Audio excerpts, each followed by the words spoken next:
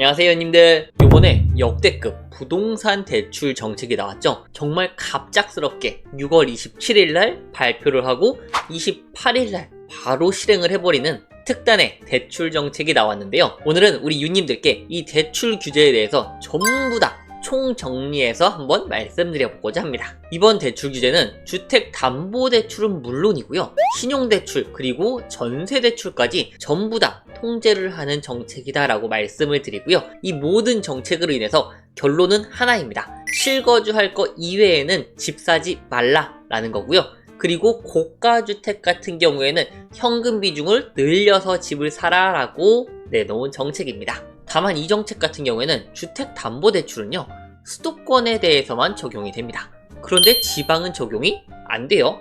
그렇기 때문에 이번 대출 규제에 해당이 되지 않는다. 그래서 지방 쪽으로 투자가 조금 더 몰릴 수도 있겠다라는 생각이 약간 듭니다. 그리고 지방 같은 경우에는 취득세가 공동주택 가격이 2억이죠. 2억 이하는 취득이 가능한데, 그렇기 때문에 조금 더 경매에서는 투자 수요가 지방 쪽으로 몰리지 않을까라는 생각을 하고요. 정책이 발표된 후에 경매가 지금 2일밖에 안 됐어요. 월요일, 화요일 이렇게밖에 안 됐기 때문에 앞으로 조금 더 추이를 지켜볼 필요가 있긴 할 것 같습니다. 자, 이 정책은 뭐 당연하지만 주택담보대출이 어마어마하게 늘어나기 때문에 이 흐름을 보고 이제 금융위원회에서 이렇게 조절을 했다라고 보면 될 것 같은데, 일단 첫 번째 정책은 가계대출 총량 관리입니다. 지금 계획하고 있는 대출 규모를 반 이상 삭감하겠다라는 내용이고요. 이 대출은 디딤돌, 버팀목, 보금자리 전부 다 포함된 대출이기 때문에 대출을 받기가 아무래도 조금 더 까다로워지겠죠. 그리고 플러스 정책 대출도 포함입니다. 그래서 대출이 조금 나오기가 어려워질 것 같다라는 생각이 들고요. 그 다음 추가적으로 이게 참 큰 정책인데, 다주택자 수도권 주담대가 완전히 금지가 됩니다. 아예 대출이 하나도 안 나온다는 소리예요. 엄청나죠? 일단 지금 수도권 그리고 규제 내역 내에서 2주택 이상 보유자가, 그러니까 1주택 있고 2주택 이상 가지고 있는 사람이 플러스 한 주택을 구입할 때, 혹은 1주택자가 2주택을 가지고 있는 상태에서 다른 주택을 취득할 때, 이 주택들에 대해서는 전부 다 대출을 해주지 않겠다라는 소리입니다. 그러면 이게 10억짜리면은 10억 현금이 그대로 있어야 된다라고 말씀을 드리는 거예요. 그렇기 때문에 실제 투자 수요가 많이 줄어들 것으로 보이고요. 그래서 지금 현재 부동산 시장이 약간 주춤한 것으로 보여집니다. 원래 시세가 이렇게 쭉쭉쭉쭉쭉 올라가고 있었는데, 지금 규제로 인해서 약간 급매가가 나오거나 조금 시세가 완화된 모양새다라고 말씀을 드립니다. 단, 대출을 나오는 조건이 하나가 있는데요. 1주택자가 기존의 주택을 6개월 이내에 처분할 경우에는 무주택자랑 동일하게 이제 70% 그리고 규제 지역은 50%까지 대출을 해주겠다라고 갈아타기 수요를 위한, 이제 실제로 거주하는 수요를 위한 약간의 완화책은 준 것으로 보여지고요. 만약에 이 6개월 이내에 매도를 안 했다 그러면은 대출금 즉시 회수와 3년간 대출을 해주지 않겠다라는 초강력 제재를 준비한 것으로 보여집니다. 그래서 반드시 실거주를 해야 된다라고 말씀을 드리고 6개월 이내에 매도도 해야 될 것으로 보여져요. 자, 그래서 이게 잘 정리된 표인데, 2주택자 이상과 그 다음에 이제 1주택자 갖고 있는 사람 중에서 팔지 않는 사람들, 그러면은 지금은 자율관리였지만 자율관리는 거의 없었죠. 대출이 다 나왔는데 개선 방안에서는 전부 다 대출이 안 됩니다. 0%가 나와요. 0%가. 그리고 무주택자, 1주택자는 현황이 그대로 유지가 됩니다. 그래서 즉 다주택자는 투기 목적으로 집을 사지 말라라고 여기서 말을 하고 있는 거고요. 그 다음에 추가적으로 수도권 그리고 규제지역 내, 그러니까 수도권이죠. 수도권, 지방 제외입니다. 수도권 지역은 이 주택을 담보로 생활비 등 조달 목적으로 주택담보대출 한도를 1억밖에 안 해준다라고 합니다. 그러니까 이 집을 통해서 담보대출을 받고 또 다른 투자를 못하게, 그리고 대출을 쪼이는 수단이 되는 거죠. 그렇기 때문에 이게 10억짜리 집이라고 해도 1억까지밖에 안 나올 수도 있다라는 소리입니다.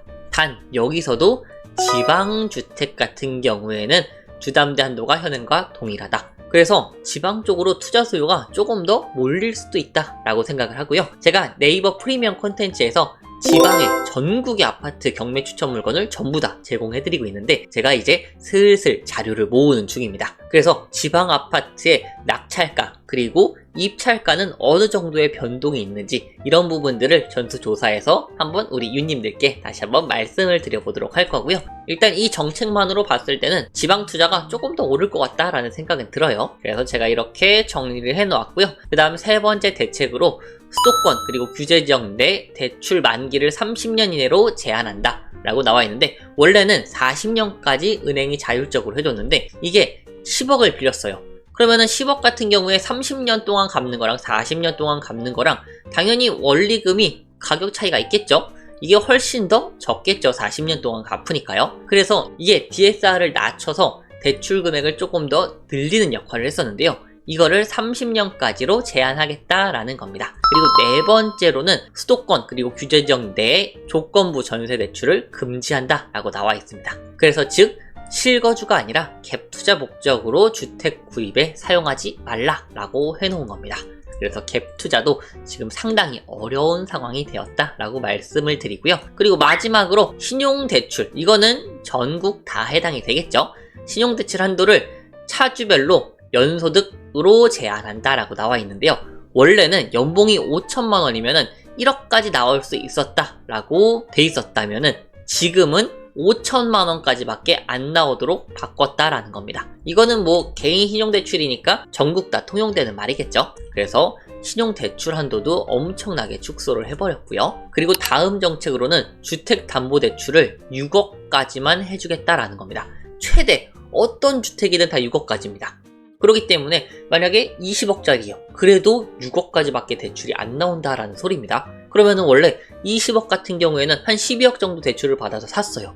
근데 이제는 6억밖에 안 되기 때문에 14억의 현금이 필요하다는 소리입니다. 근데 14억 현금 가지고 있는 사람들이 생각보다 많진 않겠죠. 그렇기 때문에 조금 더 거래가 서울 중심부 쪽 메인 입지의 물건들의 거래가 줄어들 것으로 예상이 됩니다. 그래서 현금이 많으신 분들만 이제 투자가 가능하거나 아니면은 실거주가 가능한 것으로 보여져요. 자, 그래서 내용을 조금 더 보면은 금융회사가 이것도 수도권과 규제 지역입니다. 그러니까 지방에 예를 들어 해운대 아파트 10억짜리는 그대로 대출이 6억 이상 나온다는 소리입니다. 이거는 수도권에 대한 규제예요. 그래서 수도권의 최대 한도를 6억으로 제한해서 고가주택 구입을 막겠다. 막는 건 아니죠. 고가주택을 취득하기 위해서 대출을 많이 받는 것을 막겠다라는 소리입니다. 즉 주택담보대출에 너무 많은 대출을 소비하지 말라라는 겁니다. 그래서 지금 주거사다리가 끊긴 분들도 꽤나 있으실 것으로 예상이 됩니다. 그리고 경매에 대입해서 보자면은 만약에 10억짜리 아파트였어요. 10억짜리 예를 들어서 성남의 아파트를 경매로 낙찰받으려고 준비를 했다고 가정해볼게요. 원래는 부주택자라서 많이 받을 수 있다 그러면은 7억에서 8억이 나왔단 말이죠. 그러면은 나는 이거 만약에 9억에 낙찰받으면 1년만 준비하고 있으면 돼요. 근데 이게 나왔죠. 대출이 6억이 되기 때문에 9억을 받아도 3억이 필요하게 되는 겁니다. 그러면은 1억이 필요한 것과 3억이 필요한 거는 완전히 금액이 다르죠. 그렇기 때문에 경매에 있어서도 10억 이상에 대한 물건들은 분명히 입찰 수요가 많이 줄어들 것으로 보입니다. 그렇기 때문에 경쟁자가 줄어들면 어떻게 되겠죠? 당연히 입찰 금액도 낮아지겠죠? 그래서 현금이 있으신 분들은 지금 경매를 투자하기에 엄청나게 좋은 시기다라고 말씀을 드립니다. 대신 현금이 있어야겠죠? 그리고 다음으로는 LTV 강화입니다.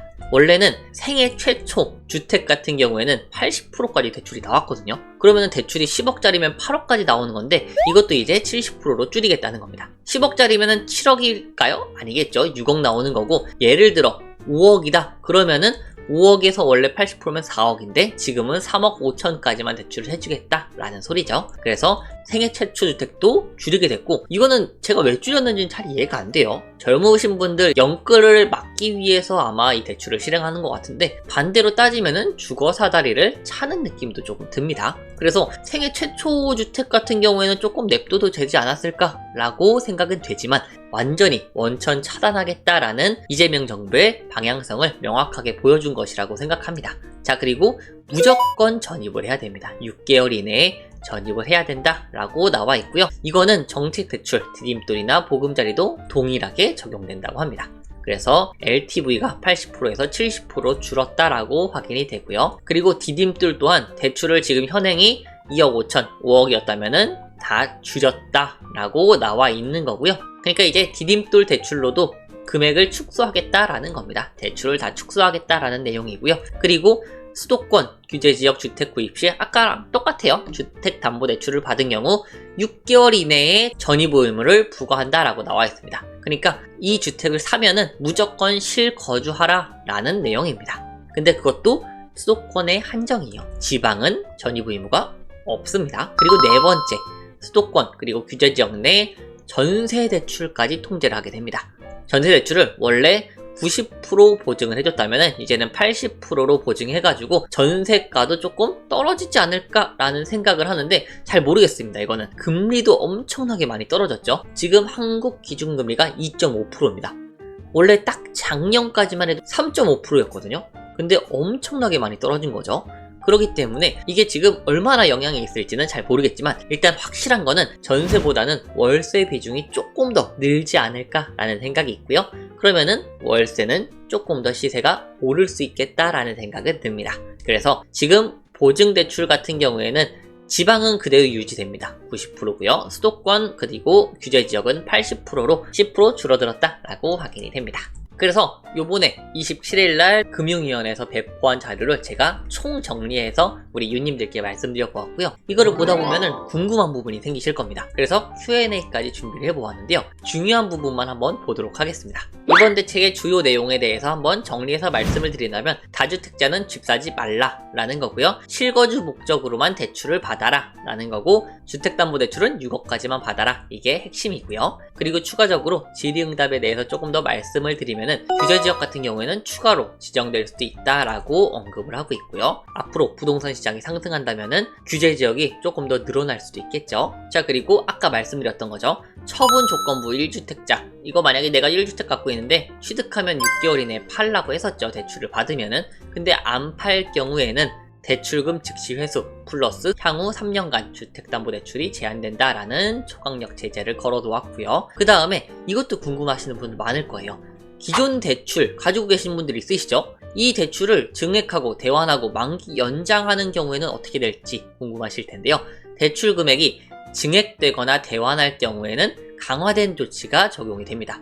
예를 들어 연봉이 5천이었다 그러면은 1억을 대출을 받았어요. 근데 이거를 대환하거나 증액하게 되면은 강화된 조치 5천만 원까지 밖에 안 된다라는 거고요. 다만 대출금의 증액이 없이 그냥 단순 연장하는 경우에는 종전 규정이 적용된다. 그래서 그냥 1억으로까지 가능하다라고 말을 해놓는 겁니다. 그래서 앞으로 증액과 대환 같은 경우에는 강화된 조치가 진행이 되고요. 만기 연장하는 경우에는 종전 규정이 적용된다라고 생각하시면 좋을 것 같습니다. 자, 그럼 이제 나 이거 6월 초에 아니면 5월 달에 계약서 쓰고 그 다음에 그 이후에 잔금 치르기로 했어요 라는 분들도 계시겠죠? 이미 계약한 거는 그 전인데 이 규제는 그 이후에 나왔는데 내 대출은 어떻게 하나요? 라고 걱정하시는 분들이 있을 텐데요. 이거는 그렇게 크게 걱정은 안 하셔도 되는 게 실행일 전까지 금융회사가 전산상 등록을 통해서 대출 신청 접수를 완료한 사람들은 종전 규정을 적용한다 라고 나와 있고요. 그래서 6월 28일 이 전까지 대출 접수한 사람들은 종전 규정 적용한다 라고 나와 있고요. 주택담보대출 같은 경우에도 실행일 전까지 28일 전까지 매매계약을 체결하고 계약금 납부한 경우에는 종전 규정이 적용됩니다. 다만 가계약은 인정을 안 해준다라고 나와 있고요. 그리고 중도금, 이주비 대출 같은 경우에도 실행일 전까지 모집공가가 된 경우에는 종전 규정을 적용함으로써 불이의 사태를 막겠다라는 의지는 있는 것으로 보여집니다. 그리고 전세대출에 관한 규정인데요. 실행일 전까지 임대차 계약을 마찬가지로 체결하고 계약금을 납부한 경우에는 종전 규정, 가계약은 불인정 써 있고요. 계약갱신 청구권 같은 경우에도 전세계약을 그냥 단순 연장한 경우에 그리고 전세대출 보증이 그냥 연장된 경우에는 종전 규정으로 해서 기존에 계약한 사람들에게 피해는 없도록 하겠다라고 말씀을 해놓으신 것으로 보입니다. 그래서 지금 역대급 부동산 대출 정책이 나왔는데요. 이 정책에 따라서 투자 방향성이 앞으로 엄청나게 많이 달라질 것으로 보여지고요. 실제로 이재명 정부의 바람처럼 실거주 수요만 투자를 하게 될 수 있을까 싶지만 이게 시장이라는 게 정책에 의해서 통제는 안 되는 것 같더라고요. 그래서 앞으로 제 개인적인 생각으로는 지금 약간 주춤하긴 하지만 조금씩 시장 가격은 상승할 것이다 라고 예상이 되고요. 투자할 수 있는 방법이 추가적으로 몇 가지가 있긴 합니다. 그리고 현금 있으신 분들은 정말로 투자 방향성이 다양해지고 커질 것으로 예상되는 만큼 규제가 있으면은 그 안에 혜택을 받으시는 분도 분명히 존재하기 마련이에요. 그래서 우리 같은 투자자들은 이런 정책에 불만을 가지기보다는 어떻게 하면 조금 더 원활하게 투자가 가능할까, 이런 방향을 조금 더 고심하는 게 맞다라고 생각합니다. 경매 같은 경우에는 이렇게 대출 규제가 있어서 아무도 안 사게 되면 결과적으로 누가 피해를 보죠? 채권자분들이 피해를 봅니다. 여기서도 피해를 보시는 분들이 있어요. 그 채권자분들은 은행이 될 수도 있고 개인이 될 수도 있는데요. 이런 채권자를 보호하기 위해서라도 경매에 모든 관련 대출까지 맡게 되면 문제가 있을 수밖에 없다고 봅니다. 그렇기 때문에 경매로는 충분히 투자할 수 있는 방향성이 적어지지만 어느 정도는 있을 것이다 라고 예상이 되고요. 제가 투자할 수 있는 방법은 네이버 프리미엄 콘텐츠에 적어놓기도 했습니다. 그래서 오늘은 617 부동산 대출 정책에 대해서 한번 쭉 말씀을 드려보았고요. 이 내용은 네이버 프리미엄 콘텐츠에서도 제가 써놨으니까 아래 고정 댓글에서 자세히 읽어보실 수 있으실 겁니다. 앞으로도 계속해서 정책이 많이 나올 것으로 예상이 되거든요. 그럴 때마다 제가 우리 유님들께 투자 방향성 그리고 대출 방향에 대해서 하나씩 말씀드려 보겠습니다. 그래서 오늘 내용도 좋으셨다면 좋아요와 구독, 알람 설정까지 같이 부탁드리고요. 앞으로도 계속해서 좋은 정보로 보답해 드리도록 하겠습니다. 감사합니다.